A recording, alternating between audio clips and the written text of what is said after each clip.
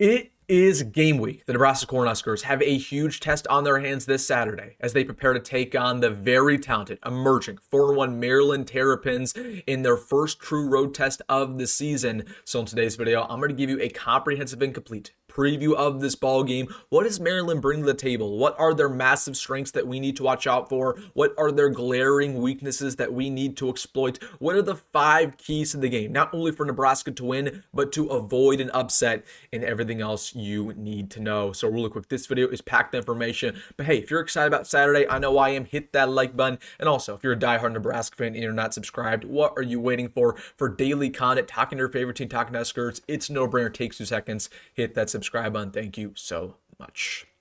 But without further ado, we have a lot to talk about. Nebraska has a huge game on their hands this Saturday as they travel over to Maryland in their first true road game of the year to take on the 4-1 Terrapins. Now, looking at Maryland's season so far, it's been very impressive. Not only are they one of the most talented teams in the Big Ten, but they have a coach who's trying to prove himself. They're trying to take that jump forward. And you look at last week, they had a very close loss against Washington. That went right down to the very last possession, but they were actually up 20-0 in that ball game before the Huskies came storming back. Still a very impressive display given how talented Washington is. They blew up Wisconsin 2 weeks ago in a game that really wasn't even close. And then, of course, they swept their non-conference opponent. So Maryland, they have a lot going for them. When you dive into the statistics, they're ranked top 10, top 20 in a bunch of different categories. We'll talk about it, but they also have a lot of weaknesses too. So we'll get things started with the strengths. We'll get to the weaknesses, and then we'll get to the keys for victory. But starting things off with the first massive strength of this Maryland football team,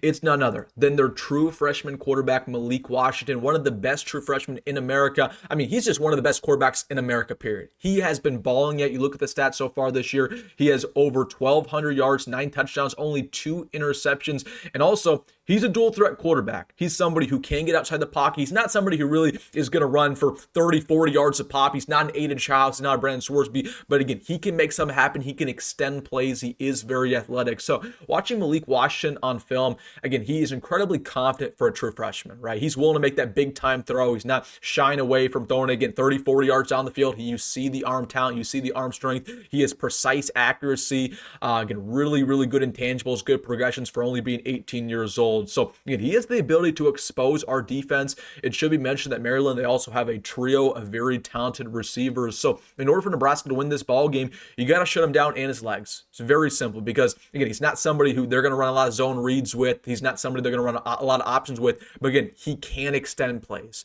So if the pocket breaks down, he can roll off to the left or right-hand side, find somebody along the sideline for a gain of about 5 or 10, right? Again, he is mobile. So Malik Washington, one of the best quarterbacks in America. In my opinion, he might be the best quarterback Nebraska plays up to date. He's definitely better than Aiden Childs. Bryce Underwood did not do much versus the Huskers. Brandon Swarsby playing very well right now, but I think Malik Washington could be better. So Nebraska has a huge test at that quarterback spot at 2:30 this Saturday. Getting into their second biggest strength. And this is a little bit surprising if you've watched Maryland football over these past couple years. They have one of the best, not only defensive lines in America, but also one of the best offensive lines. I mean, let's just start things off with their defensive line. They're led by Sidney Stewart, who's one of the best true freshmen in America. Dylan Fontes, big-time D tackle. They have a bunch of experience like Zahir Mathis, who's an edge rusher. They average 4.3 sacks a game, which is second in America.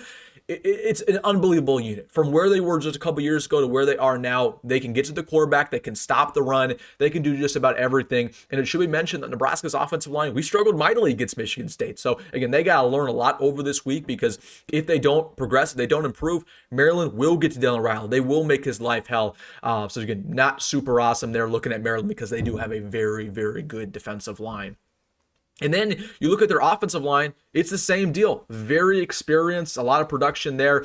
They only average 0.3 sacks given up per game. They had 0 sacks given up versus Washington. They got some mauls on the offensive line. So again, the trenches are very much improved for Maryland. Granted, they haven't played against some of the best defenses in America. Washington has a decent defense. Wisconsin definitely doesn't. But again, they still, again, a lot of production in those trenches. Nebraska, that needs to be a focal point. You got to win the battle in the interior in order to beat the Terrapins.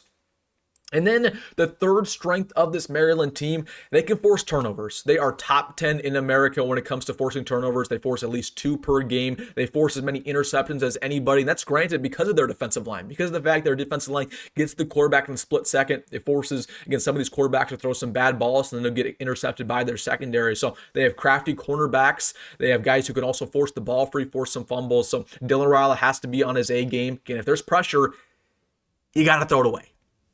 That was his big problem versus Michigan State, where again, the pressure would be in his face and he'd try to make something happen, and he would throw an interception. He'd had one versus the Spartans. Oregon, he'd just take unnecessary sacks. But against Maryland, with their ability to get sacks and force turnovers, they will exploit Dylan if he's not playing well. So those are the 3 big strengths of this Maryland squad.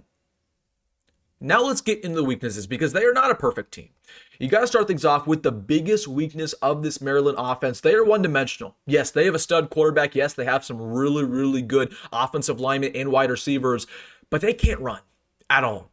They only average 80 rushing yards per game, which is one of the worst in America. Last week versus Washington, they only had 50 yards on the ground. You start things off with DeJuan Williams, who's more of a power back, around 6 foot tall, 215, but again, he only averages about 3 yards per carry. They also have Nolan Ray, who's a little more fast, but again, it's not somebody who's productive either. Also averages, again, around 3 yards a carry. So they just can't run the football. Yes, their offensive line is very good in the pass pro, but it's not that way in the running game. They can't create holes for their back. So again, Malik Washington, he can run, but he's not somebody who really runs to get 5-10 yards. He can run and extend the play with his arm, not his leg. So they're one-dimensional. And in order for Nebraska to really have a dominant performance against Maryland, they got to shut down this passing attack. Now, granted, we've done a really good job doing that, over these past couple weeks. So that's why I'm not too concerned about their offense. I'm more so concerned about their defense shutting down Raiola and dominating our offensive line. But again, in order for Nebraska to win, you got to continue to shut down the rushing attack, and you got to slow down Malik's arm. Then, second weakness of this team, I just say it's their pass coverage. They gave around 300 yards in the air to Washington last week. Now, Washington is one of the best passing attacks in America, but again, they just lack a lot of talent. Again, they can force turnovers, but again, they don't have a lot of speed. They don't have a lot of height. And really, you would look at Nebraska's wide receivers, we should dominate them, right? Dane had 0 catches against Michigan State. That can't happen again, right? Jacory Barney needs to have his big breakout emergence, have over, 100 receiving yards. We need to see Nyziah continue to stack these games over and over again, because it feels like with Nyziah, he'll have a great performance and then he'll be on the milk cart next week, right? So again, I don't believe Maryland secondary is very talented. They got exposed last week. They didn't play too well versus Wisconsin either. We should have the ability to pick them apart with our receivers and with Dylan Raiola. And then last massive weakness of this Maryland team, they just aren't very efficient.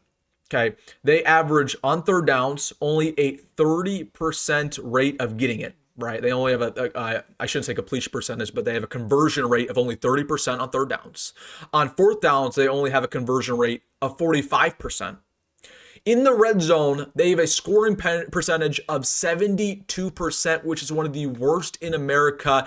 And then also, they just can't get off the field on defense either, right? When they're going up against teams, it's a third down or fourth down, they can't get off the field. They give up those conversions as well. So, and here's the last thing about Maryland. They have a tendency to lose close games, very similar to Nebraska, and they have a tendency to start off their season hot and then slide in October and slide in November, as was seen versus Washington, where they started off this game very hot. Again, it was 20-0 at one point, and then Washington came storming back. They scored 21 points unanswered in the fourth quarter. So this is a team that lacks efficiency. I still believe they lack coaching. I think Mike Locksley is a great developer. I think he's somebody who can recruit very well too, get some guys in the portal. But from an X and O standpoint, he's not somebody who's really going to outcoach Matt Rowe or really any other coach around the Big Ten. So just a team that lacks efficiency, lacks pass coverage, and they can't run the football. All right, those are the strengths and weaknesses of this Maryland football team. Of course, as always, I will save my official prediction until Friday. I'll mull over it. I'll look over the film once more. But what are the 5 keys in order for Nebraska to win and to avoid this upset? Because I do think an upset's very possible with how good their transfers are, with how good their quarterback is, and the fact that we haven't played a true road game up until this very moment. It's going to be a tough game for Nebraska. It could go down the wire. We need to show improvement in a lot of areas. The 5 keys to victory for Nebraska: number 1, you got to stop Malik's legs. And the way that happens is you contain the edge, you put a quarterback spy when needed, and overall this pass rush needs to continue to develop, right? Don't allow him to get outside. Don't let him to extend plays. That's what he wants to do. He wants to extend plays. He doesn't want to run, but he wants to extend them. Okay, set the edge. I'm looking for a big game from Keona Davis, Williams Winery, right, and Deshaun McCullough. Vincent Shavers when he's blitzing. Okay, we got to have this pass rush get active early. Number 2, it's in the same grain, but you got down at the trenches because we are going up against one of the best defensive lines we will play all year in Maryland. Get that average over 4 sacks a game. They have multiple big-time edge rushers, multiple big-time nose tackles. It's going to be a tough ball game. It really will in that aspect. And if Elijah Pritchett is doing what he always does, false starting, giving up sacks, giving up pressures. If Gunnar Gatula, same deal, right? If Rocco Spindler struggling like he did versus the Spartans, we will not win. We won't, because we're going up against that elite of a defensive line. They will have 6 or 7 or 8 sacks against us. That is a very real possibility. I need this offensive line to prove themselves. Okay, it's a tough test, but I believe they have the talent to do so. And then once again, the defensive line has to stop the run and get to the quarterback at a high level. Third key to victory, no turnovers. Clean ball game. We had a turnover last week that was completely avoidable versus Michigan State. Dylan Raiola threw it basically right to a defender. We've had multiple turnovers, again, throughout this season that we just shouldn't have had, right?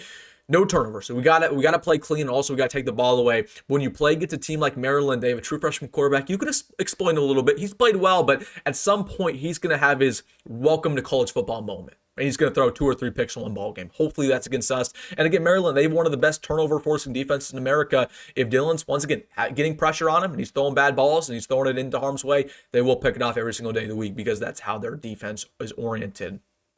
Fourth key to victory for Nebraska, you got to start hot, especially on the road. Nebraska has a bad tendency on the road to start off very sloppy and really not get going until the second half, if anything, the third or fourth quarter.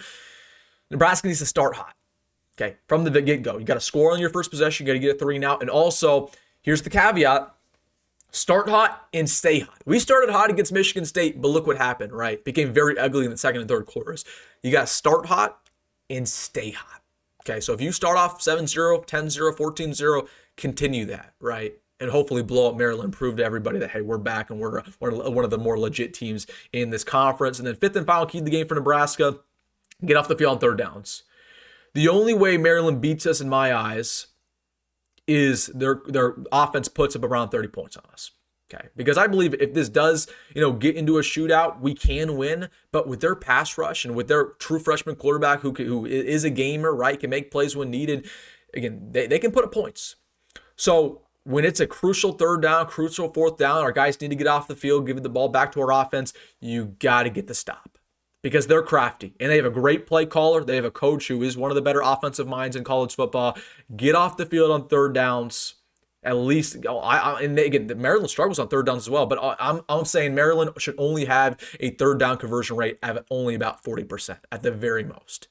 And if Nebraska can do that, they can hold them to that, we will win this football game. So, all right, guys, that is my official and comprehensive preview of this ball game. Going to be a tough test. I'll save my prediction until Friday. But as always, let me know what you're thinking down below. Early score predictions. Let me know what you're thinking. Hey, if you made this far on the video, hit that like button and subscribe. As always, folks, go be great and go Met Roll. And I'll see you in the next one.